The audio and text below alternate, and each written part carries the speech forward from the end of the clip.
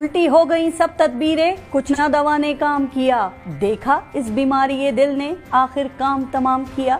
Election की तारीख मिली तो एक पार्टी को हराने के लिए सब पार्टियों ने अपनी अपनी तदबीर की, सोच विचार की, मंसूबा बंदी की, तगड़े उम्मीदवार चुने, हल्कों की सियासत करने वाले घोड़े अपने अस्तबल में बांधे।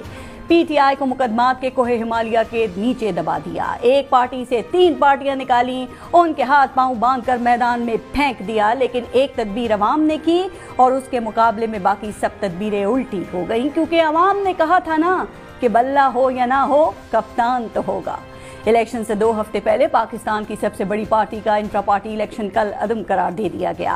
पीटीआई एक अदालत से दूसरी अदालत और इलेक्शन कमीशन के चक्कर काटती रही, लेकिन पीटीआई को बल्ले का निशान देने से इनकार कर दिया गया। कहा गया कि इंतखाबी निशान नहीं होगा तो वोटर कंफ्यूज होगा और ये लोग हार जाएंगे। लेकिन उस वक्त भी अवाम ने कहा था ना कि बल्ला हो या ना हो कप्तान तो होगा। इलेक्शन से 1 हफ्ते पहले बानी पीटीआई को यक के बाद दीगरे 3 मुकदमात में सजा सुनाई गई। इन सजाओं के बाद समझा गया कि अपने लीडर को सजा मिलती देखकर कारकुन दिल बर्दाश्ता हो जाएंगे, वो वोट डालने नहीं जाएंगे। लेकिन ये तदबीर भी उलट गई।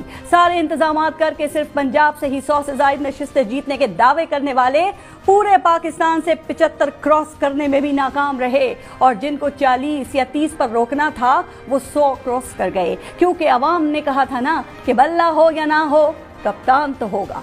नून लीग जो सेंट्रल पंजाब और जीटी रोड को अपना गढ़ कहती थी, वो नून लीग गुजरावाला से हार गई, फैसलाबाद से उनका सफाया हो गया, सरगोदा से हार गई, गुजरात में भी ठहर ना सकी।